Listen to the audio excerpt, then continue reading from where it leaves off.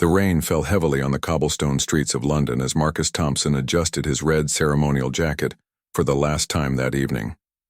After 12 years of service as a member of the Queen's Guard, he had grown accustomed to the weight of tradition on his shoulders, but tonight felt different. His shift at Buckingham Palace had ended an hour ago, and now he walked through the quiet streets of Westminster, still wearing his distinctive uniform beneath a dark coat. Marcus was not your typical guardsman. Before joining the Queen's Guard, he had served 8 years in the Special Air Service, Britain's elite military unit. His training had taken him through some of the most dangerous missions across 3 continents. The discipline, precision, and combat skills he had developed during those years never left him, even during the ceremonial duties that now filled his days. The 34-year-old soldier had chosen the quieter path of palace duty after losing 2 close friends in Afghanistan. The transition from active combat to ceremonial service had been difficult at first. Standing motionless for hours, maintaining perfect posture while tourists took photographs, and performing the traditional changing of the guard ceremony seemed almost mundane compared to his previous life. Yet, Marcus found peace in the routine and honor in protecting the monarchy. As he walked down a narrow side street leading to the underground station, Marcus noticed the unusual silence. The area was typically busy even at this late hour, with people heading home from pubs and restaurants. Tonight, however, the street seemed almost abandoned. Street lamps cast long shadows between the old brick buildings, and the sound of his footsteps echoed off the walls. His military instincts, sharpened by years of training and combat experience, began to alert him to potential danger. Marcus had learned to trust these feelings. In Afghanistan, such intuition had saved his life, more than once.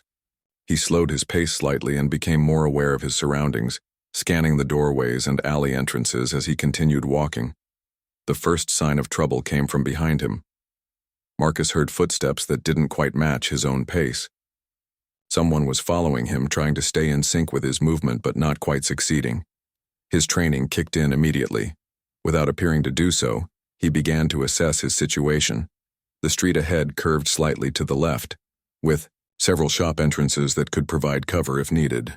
Behind him, the footsteps continued, now joined by what sounded like at least one more person. Marcus had dealt with various threats during his military service, from armed insurgents to sophisticated ambush tactics. This felt different, more crude and opportunistic. He suspected these were common criminals who had spotted what they thought was an easy target. His uniform, partially visible beneath his coat, might have given them the impression that he was just a ceremonial soldier with no real combat experience. They couldn't have been more wrong.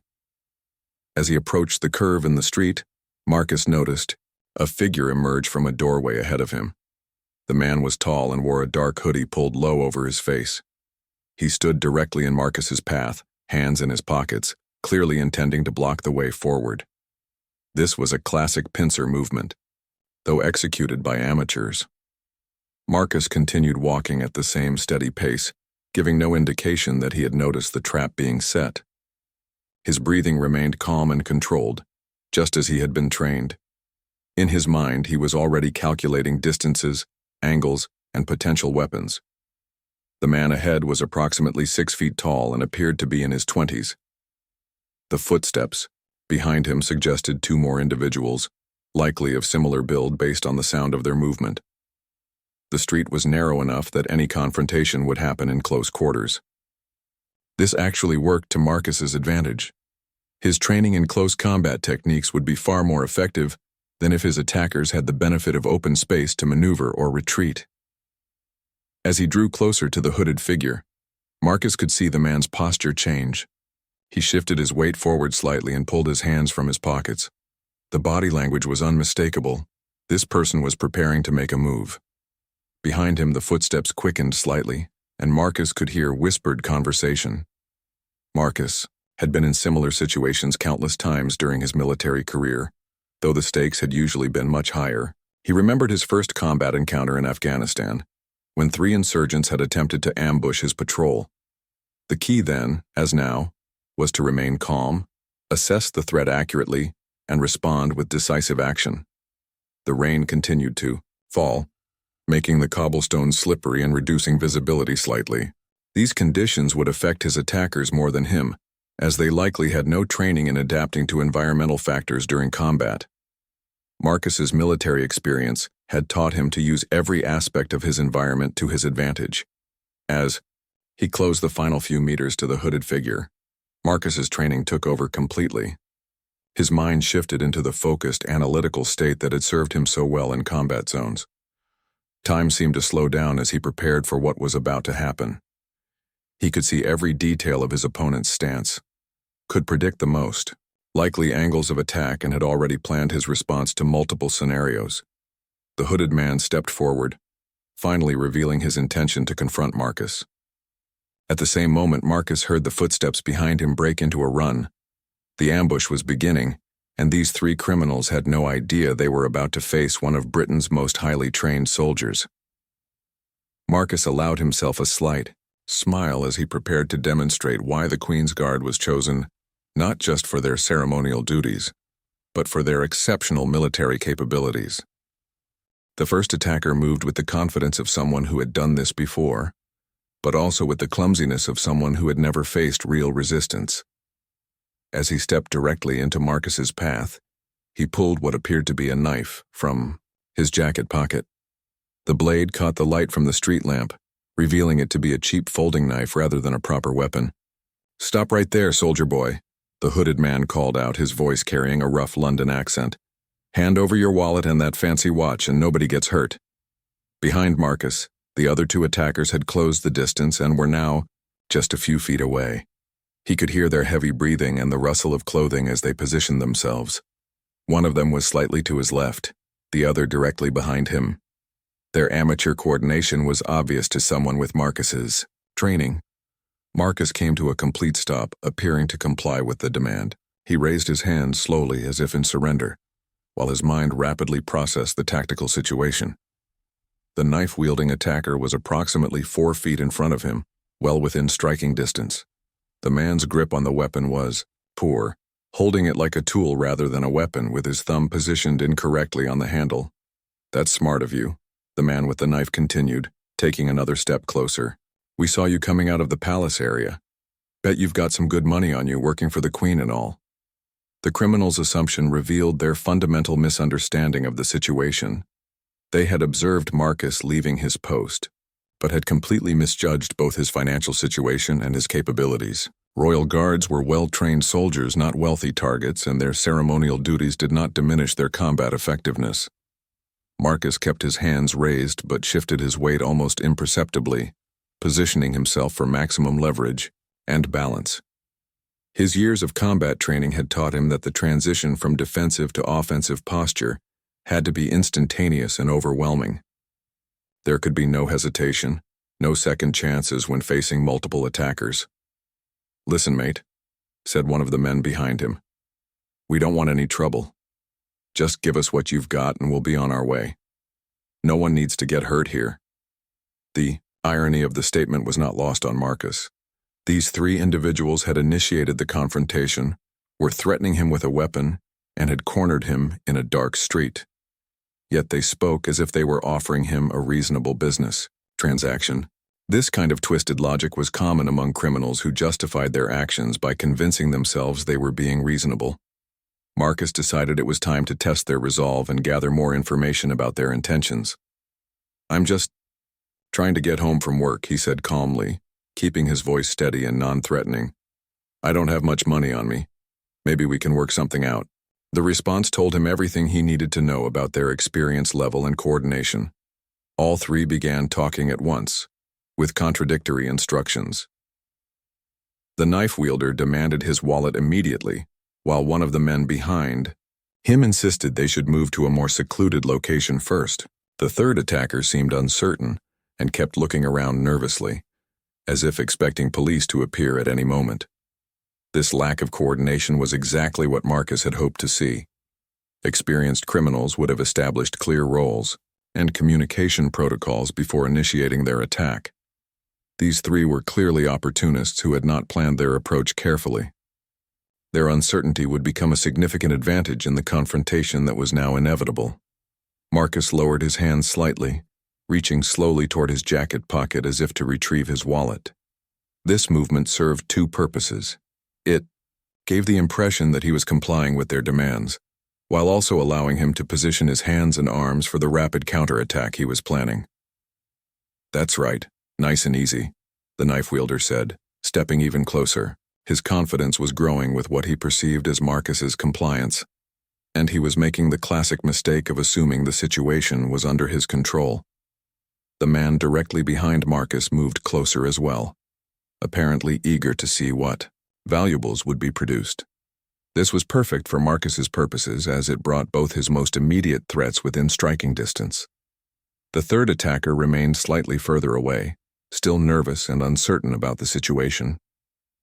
Marcus's hand reached his jacket pocket. He made his final assessment of the tactical situation. The knife wielder was now less than 3 feet away, well within the range where Marcus could neutralize the weapon before it could be used effectively. The man behind him was close enough to be dealt with immediately after the first attack was neutralized. The rain continued to fall steadily, making the cobblestones increasingly slippery. This environmental factor would work heavily in Marcus's favor, as his attackers were wearing smooth-soled shoes inappropriate for the conditions, while his military-issue boots provided superior grip and stability. Marcus had been in countless, high-stress situations during his military career. From urban combat in Iraq to mountain operations in Afghanistan, he had learned that the key to surviving multiple attacker scenarios was to act with decisive violence, eliminating the most immediate threats quickly before they could coordinate an effective response. The moment had come to transition from apparent victim to active defender. Marcus's hand was now positioned perfectly for the opening move of his counterattack, while his opponents remained focused on what they expected to be their easy payday. Their lack of situational awareness and poor tactical positioning was about to cost them dearly. In his mind, Marcus could already see how the next 60 seconds would unfold. His training had prepared him for exactly this type of scenario, and muscle memory developed through thousands of hours of combat practice was ready to take over. These 3 criminals had chosen the wrong target on the wrong night, and they were about to discover just how dangerous their mistake had been. Marcus's transformation from apparent victim to combat-ready soldier happened in the space of a heartbeat. As his hand reached his jacket pocket, instead of producing a wallet, he executed a lightning-fast movement that his instructors at Hereford had drilled into him thousands of times during his SAS training. His right hand shot forward in a precise strike aimed at the knife wielder's wrist, while simultaneously his left hand moved to control the weapon. The technique, known as a disarm and control maneuver, was designed to neutralize armed opponents in close quarters. Marcus's execution was flawless, the result of years of practice and real-world application. The impact on the attacker's wrist was immediate and devastating. The knife flew from his grip, clattering across the wet cobblestones and sliding into a nearby drain. The man's confident expression transformed instantly into shock and pain as he realized his weapon was gone and his wrist was likely fractured from the precise strike. Before the first attacker could even register what had happened, Marcus was already pivoting to address the threat behind him. His military training had taught him that in multiple attacker situations, momentum was everything. Hesitation meant giving opponents time to recover, regroup, or escalate their level of violence. The second attacker, who had been standing directly behind Marcus, was reaching into his jacket when Marcus spun around. The criminal's eyes widened as he saw not the frightened victim he expected, but a trained soldier whose entire demeanor had shifted from passive to predatory in an instant. Marcus's left elbow connected with the man's solar plexus with surgical precision, driving the air from his lungs and dropping him to his knees. The technique was designed to incapacitate without causing permanent injury, though the recipient would certainly remember the encounter for weeks to come. The entire sequence, from the disarming of the first attacker to the incapacitation of the second, had taken less than 3 seconds. The third attacker, who had been standing slightly apart from his companions, found himself facing a completely transformed situation. What had begun as a routine mugging had suddenly become a nightmare. Marcus turned his attention to the remaining threat. his posture now openly aggressive and his eyes cold with the focused intensity that had made him effective in combat zones around the world. The third attacker took an involuntary step backward, finally understanding that he and his companions had made a catastrophic error in judgment. "You picked the wrong person tonight," Marcus said calmly, his voice carrying none of the fear or submission it had held moments earlier. The change in his tone was as dramatic as his physical transformation, shifting from apparent compliance to unmistakable authority. The first attacker, still clutching his injured wrist, attempted to recover, his aggressive posture. "You're gonna pay for that," he snarled, though his voice lacked the confidence it had carried earlier. He looked around desperately for his lost knife, apparently unaware that it had already disappeared into the storm drain. Marcus assessed the man's body language and recognized the signs of someone preparing to charge. Despite his injury, the criminal was angry enough to make another attempt at violence. This was actually a common reaction among people unaccustomed to real combat.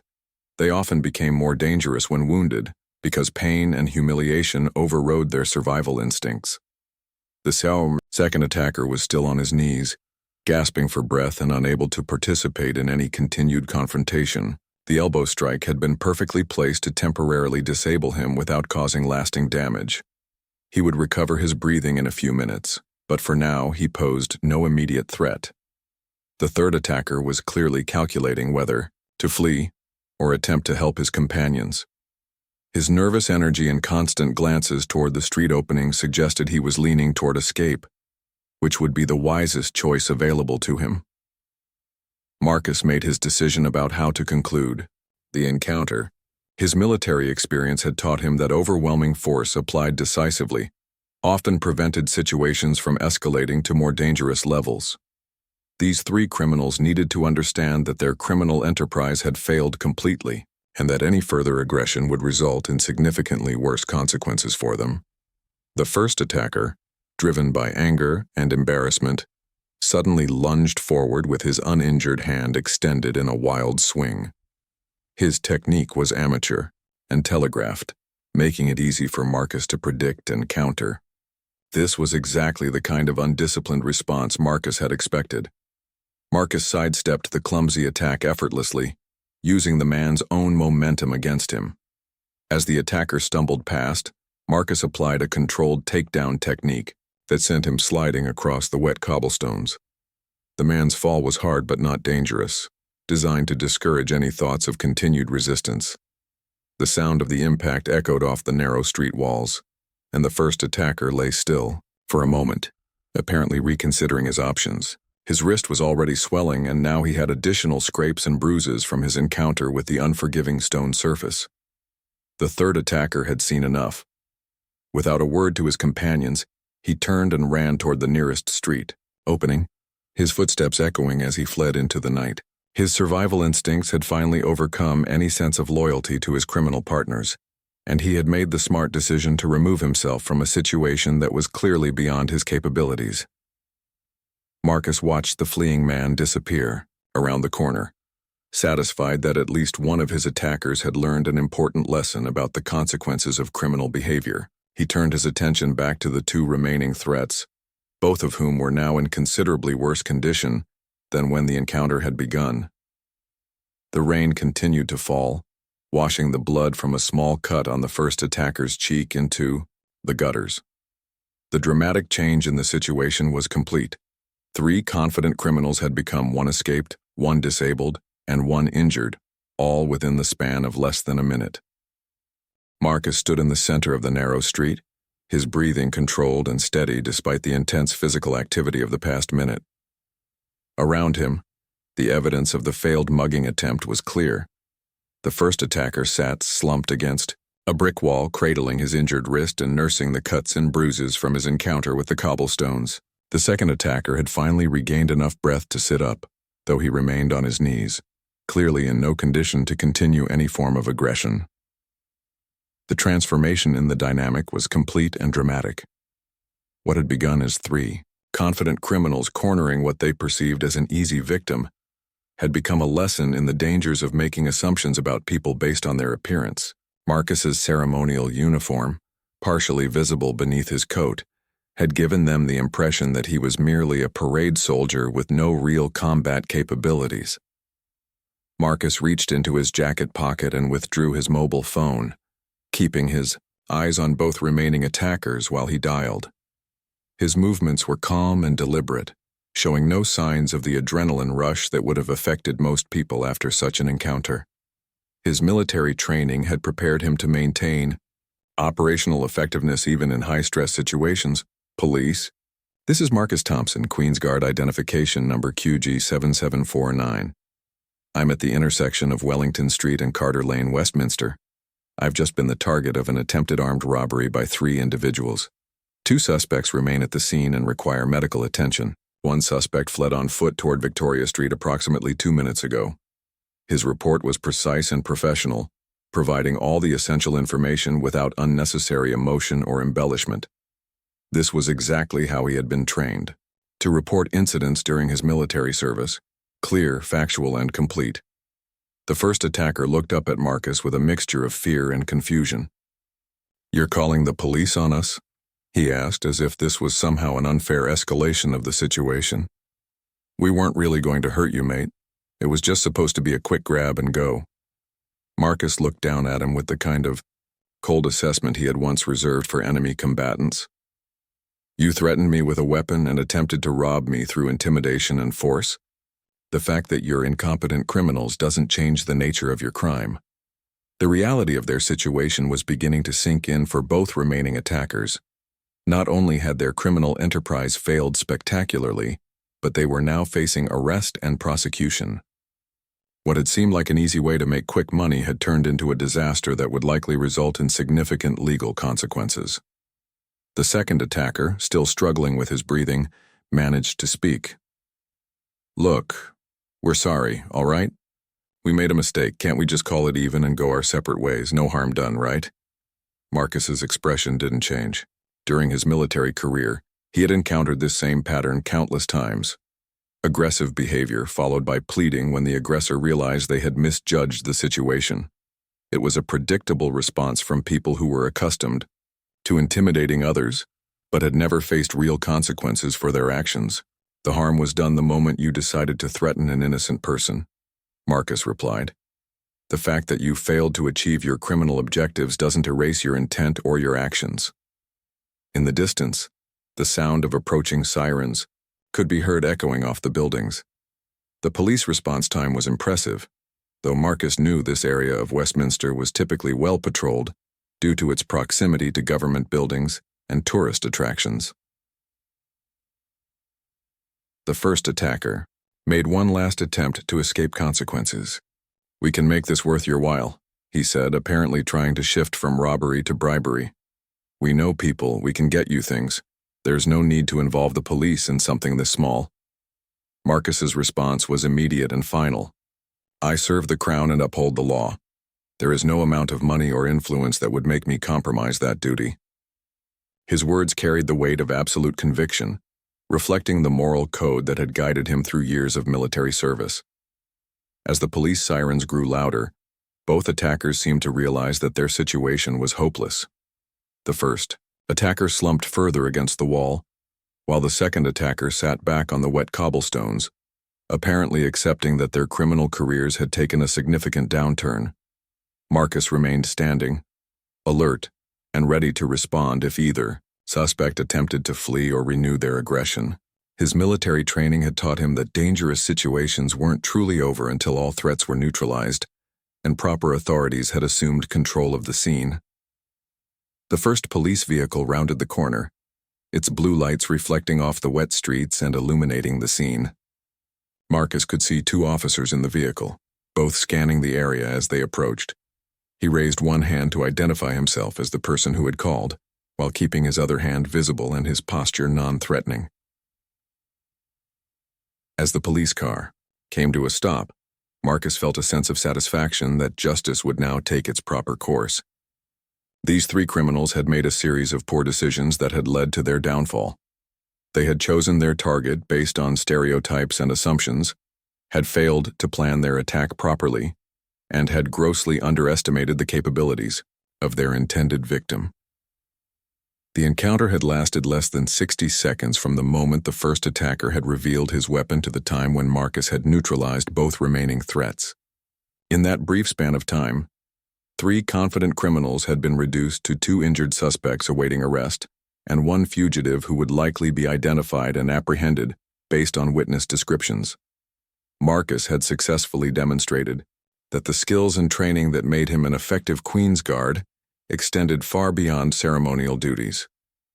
His years of military service had prepared him for exactly this type of situation, and he had responded with the professionalism and effectiveness that his training demanded. The police officers approached cautiously, their hands resting on their equipment belts as they assessed the scene. The lead officer, a sergeant with at least 15 years of experience based on his bearing and the way he surveyed the situation, made eye contact with Marcus first. "Are you Marcus Thompson, the individual who called this in?" the sergeant asked, his voice professional but alert. His partner, a younger constable, was already positioning herself to keep both suspects in view while maintaining a safe distance. "Yes, Sergeant, Queen's Guard Marcus Thompson, service number QG7749. Marcus presented his military identification along with his civilian ID, maintaining the same crisp professionalism that characterized his palace duties. "These 2 individuals, along with a third who fled the scene, attempted to rob me at knife point approximately 8 minutes ago." The sergeant examined Marcus's identification, while his partner began the process of securing the scene. Her training was evident in how she established clear sight lines and positioned herself to respond to any sudden movements from the suspects, while still being able to communicate with her partner. "The knife is in that storm drain," Marcus continued, pointing to the grate where the weapon had disappeared. The first suspect's name, based on what his companions called him during the incident, appears to be Danny. The suspect who fled was referred to as Kev and headed toward Victoria Street. The level of detail in Marcus's report impressed both officers. Most crime victims, even those who successfully defended themselves, were usually too shaken or focused on their own trauma to provide such comprehensive information. Marcus's military background was clearly evident in his methodical approach to documenting the incident. The sergeant approached the first suspect, who was still nursing his injured wrist against the brick wall. "Right then, what's your name?" he asked, pulling out his notebook and pen. "Danny Williams," the man replied reluctantly, apparently realizing that lying to police officers would only make his situation worse. "Look, officer, this is all a big misunderstanding. We were just having a conversation with this gentleman and things got out of hand." The constable looked at Danny with the kind of expression that suggested she had heard similar stories countless times before. "A conversation that required you to produce a knife and corner someone in a dark street?" she asked dryly. "That's an interesting definition of conversation." Meanwhile, the second suspect had managed to get to his feet, though he was still breathing heavily and favoring his ribs where Marcus's elbow had connected. The sergeant turned his attention to him next. "And you are?" "Michael Peterson," the man replied, shooting an angry glance at Marcus. "That maniac attacked us for no reason. We were just asking for directions and he went completely mental on us." Marcus maintained his calm demeanor despite the false accusations. During his military career, he had been involved in several incidents where captured enemies had attempted to portray themselves as victims. This behavior was entirely predictable and would be easily contradicted by the evidence. Asking for directions typically doesn't require 3 people to surround someone in a narrow street, the sergeant observed. And witnesses from the apartments above have already called in to report hearing threats being made and seeing a weapon displayed. This information came as an unpleasant surprise to both suspects, who had apparently assumed their criminal activity had gone unobserved. The narrow street was overlooked by several residential buildings, and the sound of their voices in the confrontation had clearly attracted attention from residents. The constable was now speaking into her radio, requesting additional units and providing descriptions of the fled suspect. "All units be on the lookout for a white male, approximately 5 or 8, wearing a dark hooded jacket, last seen heading toward Victoria Street from the Wellington Street area. Suspect is wanted in connection with an attempted armed robbery. Marcus, listened to the radio traffic with professional interest. The police response was thorough and well coordinated, exactly what he would have expected from London's Metropolitan Police Service. The additional units would likely establish a perimeter and check CCTV cameras in the area to track the escaped suspect's movements. As the sergeant took detailed statements from all parties, the differences between the accounts became starkly apparent. Marcus's version was consistent, detailed, and supported by physical evidence, including the location of the discarded weapon and the injuries sustained by both suspects. The suspects' versions contradicted each other and bore no resemblance to the physical evidence at the scene. "Mr. Thompson," the sergeant said after completing his initial interviews, "based on the evidence and witness statements, it's clear that you acted in lawful self-defense against an unprovoked attack. However, we'll need you to come to the station to provide a more detailed statement and sign the formal complaint." Marcus nodded his understanding. Military protocol required thorough documentation of any incident involving violence, and civilian law enforcement procedures were similar in their attention to detail and proper process. An ambulance arrived to evaluate the suspect's injuries. The paramedics determined that Danny Williams had a fractured wrist that would require hospital treatment, while Michael Peterson had severe bruising to his ribs, but no apparent fractures or internal injuries. Both would be fit for questioning after receiving appropriate medical care. As Danny was being loaded into the ambulance under police supervision, he made one final attempt to avoid consequences. "This isn't over," he called out to Marcus. "You don't know who you're messing with." The threat was overheard by both police officers, who immediately added it to their incident reports. Making threats against a victim while in police custody would result in additional charges and demonstrate a clear pattern of intimidation and criminal behavior. Marcus watched the ambulance depart with professional detachment. During his military service, he had learned that successful resolution of dangerous situations required following proper procedures through to completion. The immediate physical threat had been neutralized, but the legal and administrative processes were equally important for ensuring justice and preventing future incidents. 3 weeks later, Marcus stood outside Westminster Magistrates' Court, adjusting his dress uniform one final time before entering to give testimony in the case of Regina versus Williams, Peterson, and Clark. The third suspect, Kevin Clark, had been apprehended 2 days after the incident, when CCTV footage from Victoria Street had led police directly to his residence. The legal proceedings had moved swiftly once all three suspects were in custody. Danny Williams and Michael Peterson had initially maintained their claim that Marcus had attacked them unprovoked, but the evidence against them was overwhelming. Witness statements from residents who had observed the incident from their windows, CCTV footage showing the suspects following Marcus before the confrontation, and the recovery of the knife from the storm drain had painted a clear picture of premeditated criminal activity.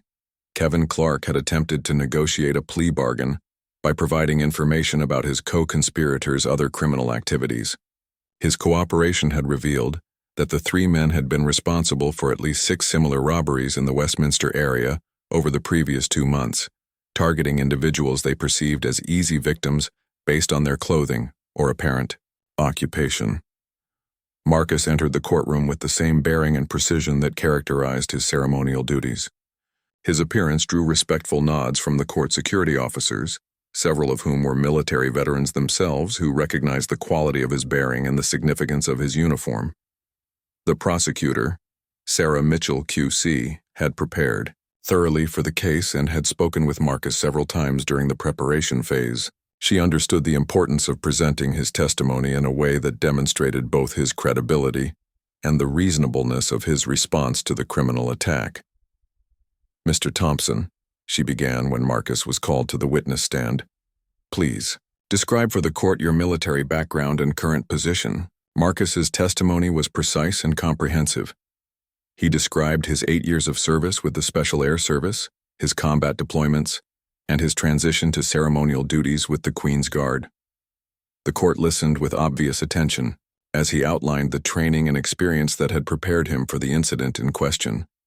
When asked to describe the events of that evening, Marcus's account was exactly consistent with his original police statement. His military training in incident reporting served him well, as he was able to provide specific details about timing, positioning, and the sequence of events that demonstrated both the premeditated nature of the attack and the reasonable necessity of his defensive response. The defense attorney's cross-examination attempted to portray Marcus as an overly aggressive individual who had used excessive force against three men who were merely asking for money. This strategy collapsed quickly when the prosecutor introduced evidence of the suspects' previous robbery convictions and the other incidents they had committed using identical tactics. Danny Williams, whose fractured wrist had healed with a slight, permanent deformity, took the stand in his own defense. His testimony was rambling and inconsistent, contradicting both his co-defendants and his own previous statements to police. When confronted with the physical evidence and witness statements, he became defensive and argumentative, further undermining his credibility. Michael Peterson's testimony was similarly unconvincing. His attempt to portray the incident as a misunderstanding fell apart when the prosecutor presented CCTV footage showing the three suspects clearly following Marcus for several blocks before positioning themselves for the ambush. Kevin Clark had already pleaded guilty in exchange for his cooperation and would be sentenced separately. His testimony confirmed the premeditated nature of the attack and provided details about how the three men had selected Marcus as a target based on their assumption that a ceremonial guardsman would be wealthy and unlikely to resist effectively. The magistrate's judgment was delivered with obvious disapproval for the defendant's actions and attempts to misrepresent the facts. This court finds that Mr. Thompson's response was entirely proportionate and lawful, given the circumstances he faced. Three armed criminals attempted to rob him through threats and intimidation, and he responded with the minimum force necessary to protect himself and neutralize the threat. Danny Williams received 18 months in prison for armed robbery, assault, and making threats against a witness.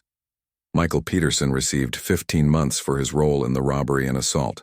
Kevin Clark, due to his cooperation and guilty plea, received 12 months suspended sentence and 300 hours of community service. As Marcus left the courthouse, he was approached by Detective Inspector Sarah Hughes, who had been investigating the series of robberies that the three criminals had been committing. Her expression was one of professional respect mixed with genuine gratitude. "Mr. Thompson, I wanted to thank you personally," she said, extending her hand. "Your actions that night and your testimony today have helped us close 7 similar cases. These 3 had been targeting people across Westminster for months, and your ability to defend yourself finally put an end to their criminal enterprise."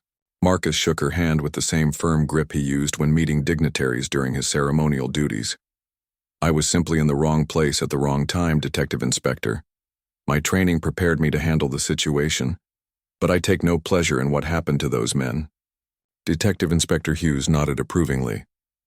"That attitude is exactly why your response was so effective and legally sound.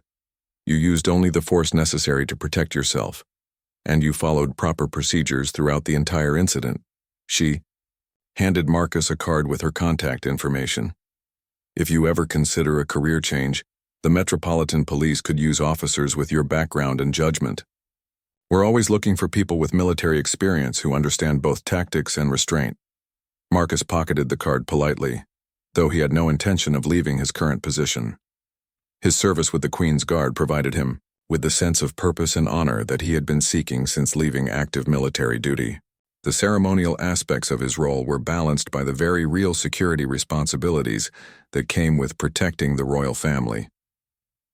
As he walked back toward Buckingham Palace, Marcus reflected on how the incident had affected him personally. The confrontation had been brief and decisive, but it had reminded him that his military skills remained sharp, even after years of ceremonial duty. More importantly, it had reinforced his belief that his training and experience carried with them a responsibility to protect others when circumstances demanded it. The story of the incident had spread through the Queen's Guard regiment, though Marcus had discouraged any sensationalism about what had happened. His commanding officer, Colonel James Whitfield, had commended him for his professional handling of both the physical confrontation and the subsequent legal proceedings. "Thompson," the colonel had said during their private meeting, "you exemplified exactly what we expect from members of this regiment. You maintained your composure under threat, used appropriate force to defend yourself, and conducted yourself with dignity throughout the legal process. The crown is well served by soldiers of your caliber. The commendation would become part of Marcus's permanent service record, though he knew that the real value of the incident lay not in official recognition, but in the knowledge that he had prevented these criminals from victimizing others. The detective inspector's revelation that they had been responsible for multiple similar crimes confirmed that his actions had protected future potential victims. 6 months later, Marcus received a letter from Kevin Clark, who was nearing completion of his community service. The letter was brief and surprisingly thoughtful, expressing genuine remorse for the incident and gratitude that Marcus had not seriously injured any of the 3 attackers. "I want you to know that what happened that night changed my life," Clark had written. "Seeing how you handled yourself even when we threatened you made me realize that there are people in this world who stand for something bigger than themselves. I'm getting my life sorted out now, and I wanted to thank you for showing restraint when you could have hurt us much worse." Marcus kept the letter in his personal files, not as a trophy of his actions that night, but as a reminder that even difficult situations could sometimes lead to positive outcomes for all involved. The young man's apparent genuine transformation suggested that justice had served its proper purpose of rehabilitation rather than mere punishment. Years later, when Marcus would occasionally be asked about the incident by fellow guardsmen or friends, he would always emphasize the same points: that violence should never be sought but must sometimes be met with decisive action, that proper training and preparation were essential for handling dangerous situations, and that the goal should always be to protect innocence rather than to demonstrate personal prowess. The narrow street where the confrontation had occurred became part of Marcus's regular walking route home from the palace. Each time he passed the spot, he would remember not the violence of that rainy evening, but the satisfaction of knowing that 3 criminals had been stopped, justice had been served, and at least one young man had apparently learned from his mistakes.